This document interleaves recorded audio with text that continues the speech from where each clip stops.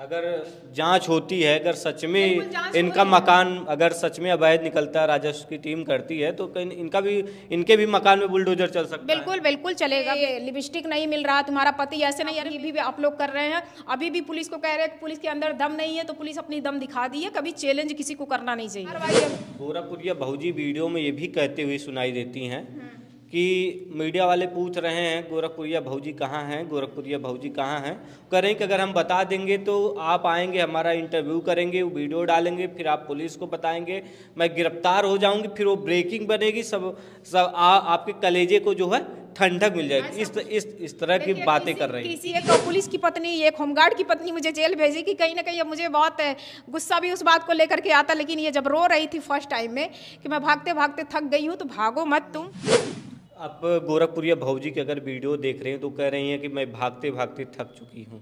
तो भागने की जरूरत नहीं है। जैसे हमेशा दहाड़ती थी, कहती है हम शेरनी है, तो शेरनी तुम्हें शेरनी ऐसे थोड़ी नहीं होती है। शेरनी संत कबीर नगर जिले का एक समूह है, इतना भयंकर उपद्रव करता है। अगर आपने वो वीडियो देखा हो तो पुलिस को कहें कि मजबूरन में मुकदमा लिखना पड़ता उनके खिलाफ। देखो क्या इस तरह से जो कृत्य किए हैं। अब इधर ये भी कह रहे हैं कि मैं निर्दोष हूँ। आप क्या सोचती हैं?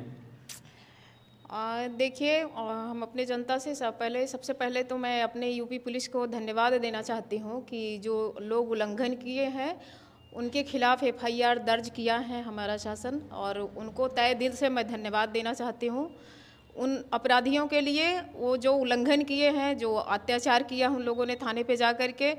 मैं जैसे ये कहना चाह रही हूँ कि मालती वाले केस में जो जहाँ तक हमारे थाने महुली थाने वाले जो भी संत कबीर नगर की प्रशासन है, एसपी से लेकर के और हमारे जो महुली थाने के एसएचओ हैं, इन्होंने अपनी प्रक्रिया पूरा करते हुए भी अपना जो उनका जिम्मेदारी था वो अपनी जिम्मेदारी को निर्वाहन करते हुए भी विष्णु राज को अरेस्ट कर करके उनको जेल भेज दिया गया।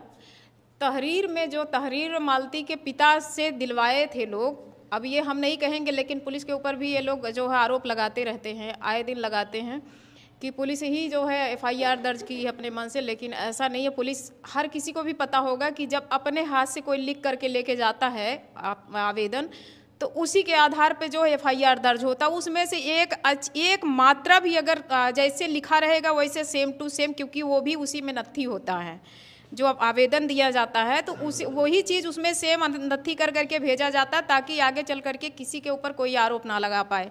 तो ये जो पुलिस के ऊपर आरोप लगा रहे हैं लोग कि दहेज प्रथा पुलिस अपने आप से कराई है, ये बिल्कुल सरासर गलत है। क्योंकि अब ऐसा वो नियम नहीं है। जो पहले नियम था वो नियम अब नहीं है।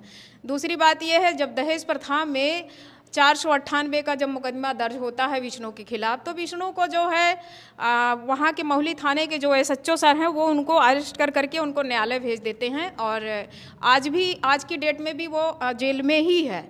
तो जैसे जब पुलिस का जो जहाँ तक कर्तव्य था, जहाँ तक पुलिस का काम था, पुलिस अपनी काम कर चुकी थी। विष्णु राज का नाम था आवेदन में, विष्णु नाम का एफआईआर में नाम था, उसको न्यायालय भेज दिया गया। उसको अब चार्जशीट की तैयारी हो रही है, विवेचना चल रही है आईओ द्वारा। तो इसमें मैं नहीं बता सकती हूँ इसमें कि ये लोग कहाँ किससे अपना राय और अपना विचार रखे थे। कौन इनको बताया था कि आप लोग महुली थाने में जाकर के उपद्रव करिए, जबकि वहाँ से कोई लेना देना नहीं था। भैया जहाँ काम है वहाँ जाओ, जहाँ काम नहीं वहाँ काहे के लिए तुम लोग जा रहे हो उपद्रव मचाने के लिए। जब इन लोगों को किसी वकील से, अगर अपराधी भागा है तो उसको पुलिस को ढूंढने में थोड़ा समय लगेगा, नहीं मिलेंगे तो उनके घर की 82-83 करेंगे वो लोग। लास्ट प्रक्रिया तो यही है। लेकिन तुम लोग कौन हो, तो किस अधिकार से, किस हक से तो जो है तुम लोग किन्नर को लेकर के गए थे वहाँ पे। अब ये हक किसी को नहीं, किसी को दिया गया है कि जा करके थाने में इतनी उपद्रव मचाया जाए, और यहाँ तक कि वहाँ का जो सरकारी दस्तावेज है उसको भी फाड़ चीर दिए हैं ये लोग।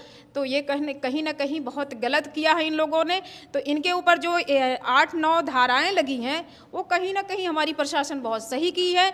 और अभी भी हम यूट्यूबरों से कह रहे हैं कि अभी भी झूठ मत बोलो। जो भी 3 नामजद हैं, इन लोगों से मेरी यही विनती है, यही मेरा रिक्वेस्ट है इन लोगों से कि अभी भी उल्लंघन मत करो हमारे प्रशासन का। और जितने तुम लोग भागोगे, जितने तुम लोग दबाव डलवाने की कोशिश करोगे, उतने ही, जबकि इसमें देखिए, चाहे आप डीआईजी सर के पास जाओ, चाहे एडीजी सर के पास जाओ, चाहे हमारे माननीय मुख्यमंत्री जी के पास जाओ, कहीं से कुछ होने वाला नहीं है, क्योंकि आम आदमी इनके ऊपर एफआईआर नहीं किया है। ठीक, अगर किया भी है तो ये शासन द्वारा हुआ है। और थाने के महुली थाने के जो भी हमारे कांस्टेबल भाई वगैरह के ऊपर हमला किया का ये भी बयान आ रहा है कि ये लोग तत्काल क्यों नहीं अरेस्टिंग किए।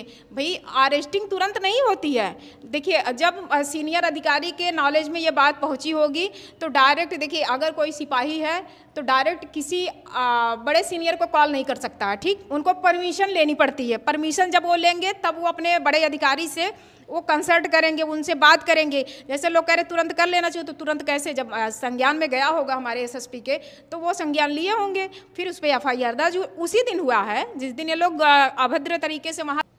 आप गोरखपुरिया भौजी की अगर वीडियो देख रहे हैं तो कह रही हैं कि मैं भागते भागते थक चुकी हूँ। तो भागने की जरूरत नहीं है। जैसे हमेशा दहाड़ती थी, कहती है हम शेरनी है, तो शेरनी तुम्हें शेरनी ऐसे थोड़ी नहीं होती है। शेरनी का नाम करना बंद करो जो करके। ये हमारा तुमसे चाहे ये विनती समझो, क्योंकि तुम रो रही थी इसलिए मुझे बहुत कहीं ना कहीं मुझे भी बहुत कुछ बोली है कि एक पुलिस की पत्नी, एक होमगार्ड की पत्नी मुझे जेल भेजी, कि कहीं ना कहीं अब मुझे बहुत गुस्सा भी उस बात को लेकर के आता। लेकिन ये जब रो रही थी फर्स्ट टाइम में कि मैं भागते भागते थक गई हूँ, तो भागो मत, तुम जाओ ना मुख्यमंत्री की बात जाने के लिए, क्योंकि रिपोर्ट थाने वाले ही देंगे और थाने ज़्यादा दबाव डलवा। कह रही है कि मुझे फंसाया गया है इसमें। नहीं, ऐसा कुछ भी नहीं है, कोई फंसाया नहीं है। देखिए उसमें एकदम बाकायदे वहाँ खड़ी है काउंटर के पास और एसएचओ सर को घेर करके सब लोग वहाँ पे गाली गलौज कर रहे हैं। तो ऐसा नहीं है कि ये कह रही हैं। और जो सीसीटीवी की बात कर रही है, ये किसी को अधिकार नहीं है। किसी भी यूट्यूबर की बात मैं करूँ, किसी को अधिकार नहीं है कि सीसी कैमरे की फोटोज दिखाया जाए। सीसी कैमरे के फोटोज उसको मिलेगा, न्यायालय में ये बात जाएगी। तुम लोगों को मतलब क्यों वहाँ पे दिखाया? तुम लोग अपने आप के लिए काफ़ी 30 मार्खा बनते हो क्या? वहाँ पे क्यों दिखाया? तुम लोगों को क्यों दिखाया जाए? तुम लोग जाओ अपना। और रही बात न्यायालय से बेल लेने की बात है, तो बेल भी ऐसे नहीं मिलेगा, क्योंकि जब ये लोग अपना बेल कराने के लिए जब दायर कराएंगे वहाँ पे हाई कोर्ट में या जो भी लोअर कोर्ट में, तो वहाँ से रिपोर्ट मांगी जाएगी कि मतलब इनके खिलाफ ऐसा क्यों, ऐसी धाराएं लगी हैं। तो जब थाने वालों से रिपोर्ट तत्काल में ऐसा नहीं है, उसमें 2-4-10 दिन का समय लगेगा। जब रिपोर्ट मांगेंगे थाने से तो रिपोर्ट बाकायदे जाएगा यहाँ से। अगर मालती के पिता का भी बयान आप देखेंगी, उन्होंने भी एक बयान दिया था कि गोरखपुरिया भौजी निर्दोष हैं, वो ऐसे हम लोग की मदद करने के लिए पहुंची थी, ऐसी कोई आशंका नहीं थी कि ऐसा कुछ हो सके। वो तो लास्ट में पहुंची थी, लोगों को समझा बुझा रही थी। देखिए जब कोई फंसता है ना तो ऐसे ही सब लोग कहते हैं, तो थाने में जा करके कहो ना भैया। जैसे जब 3 नामजद राधा लड़की है जो, और गोरखपुरिया है और गोलू नाम का तो अरेस्ट हो ही चुका है, तो इसमें ये लोग दूर दूर से बयानबाजी ना करें, ये भी एक अपराधी ही बन रहा है। क्योंकि वीडियो द्वारा धमकी दिया जा रहा है, तो पुलिस वाले ऐसा कर रहे हैं, पुलिस वाले वैसा कर रहे हैं, ये सब बिल्कुल गलत है, बिल्कुल गलत है। और हम अपने जो हमारे उत्तर प्रदेश के जितने भी यूट्यूबर हैं उन लोगों से भी मेरी ये बारंबार विनती है कि अभी भी तुम लोग कमेंटबाजी मत करो शासन के खिलाफ। शासन अंधा नहीं है, शासन सब चीज़ देख रहा है। अब तो ऐसा दिन आ रहा है कि कमेंट द्वारा भी एफआईआर होंगी, क्योंकि जितना बोलने से भी कमेंट एफआईआर होते हैं, वैसे कमेंट पे भी एफआईआर होंगे। कितने बेटे के ऊपर लोग जा रहे हैं, पति के ऊपर जा रहे हैं, तो तुम ऐसे हो, तुम ऐसे हो। अब बहुत कड़ा नियम लाने की आवश्यकता है। और ऐसे भी जैसे भी लोग चले जाते बेधड़क होकर के, हम तो ये प्रयोग करने की कोशिश की अगर जाती, किए होते वो लोग, माहौल बहुत ज़्यादा बिगड़ सकता था। लेकिन वो लोग हाथ जोड़ रहे हैं। कहीं ना कहीं हमारे यूपी पुलिस को इतनी कमज़ोर लोग समझ लिए। कार्रवाई गोरखपुरिया भौजी वीडियो